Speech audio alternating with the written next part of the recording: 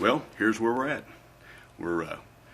You watched the 2002 video. I hope you enjoyed it. It was definitely a class act.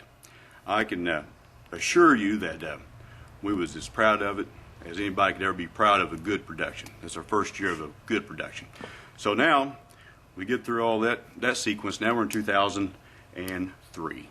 So this video that you're going to see is probably a little bit on the racy, sexy side, and really didn't turn out the way we anticipated it, but what do you do? So anyway, it's put together pretty nice, and once again it shows some steps that most people don't get a chance to see. 2003 was an interesting year because that was the year that we started changing our game coordinators around, and we started getting into a situation of being a little more professional. So hope you enjoy it, and we'll see you on the field.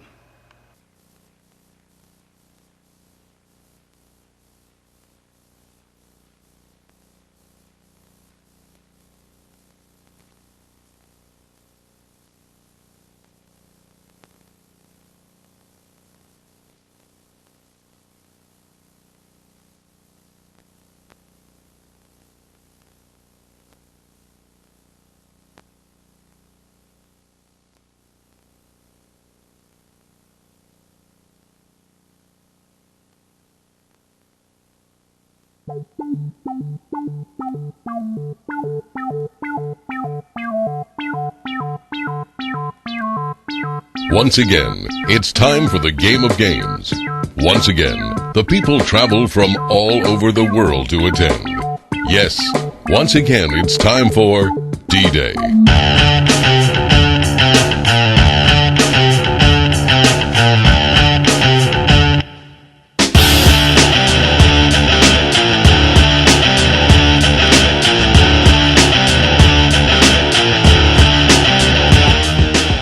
The sun was shining and the people began arriving for this year's D-Day game. All right, welcome to Oklahoma D-Day. We're having a ball. After stopping by the registration counter, some players laid claim to their campsites and settled in for the week.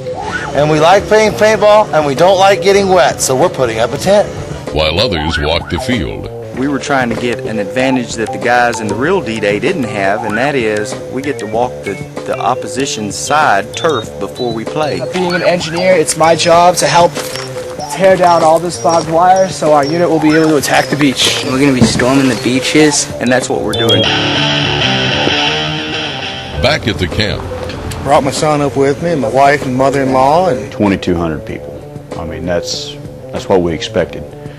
And we had tried to get as many props up that we could, and we dug all the trenches, and we got that accomplished. Then the count reached 2,200 on Thursday afternoon, but people kept arriving. When we got crushed with 3,175 people, whatever we planned on got doubled nearly, and it was pretty rough. D-Day has always been a record-setting game, and the head count this year makes it the largest ever.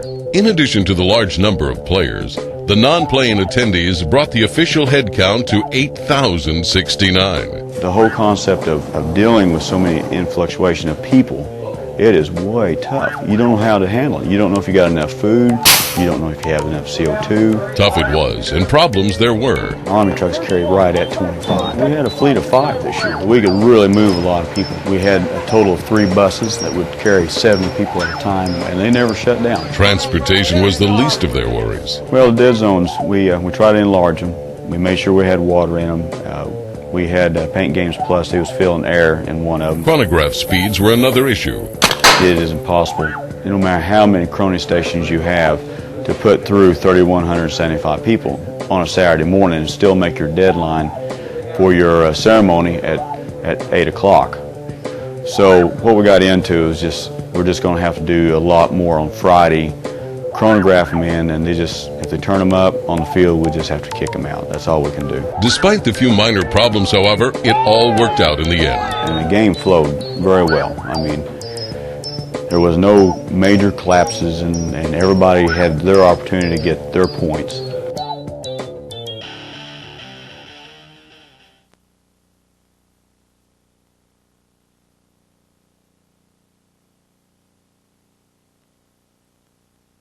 Are we having fun yet? first time out here at D-Day. But it's fun. And I guess I love D-Day. I've been here for, this will be my 4th year. This is our idea of a vacation. While many of the participants this year were D-Day veterans, we did have a lot of new players. I know many of you were wondering just what was new from last year. When I had an email from a young man, he said, I really would like to see more emphasis on the beach landing. So what we decided we'd do, we would put in 3 stationary landing crafts, and it'd basically be like a dead zone. So once they come off from the mobile landing craft, they would go to the dead zone once they got shot out. Nearly a mile of trenches and 2 large gun emplacements were added to enable 400 Germans to defend the Atlantic Wall. New, larger bunkers on the beach along with a steep ravine protected the landing troops from enemy fire. We had the imitation barbed wire, and they had to breach the barbed wire with the Bangalore torpedoes. Calvin Adams and his family worked hard on getting St. Lo ready for the battle. Well, today we're looking at setting the fuel dump up, redoing it, got some bigger barrels coming in, going to tin the big 2-story, and then build some more bunkers.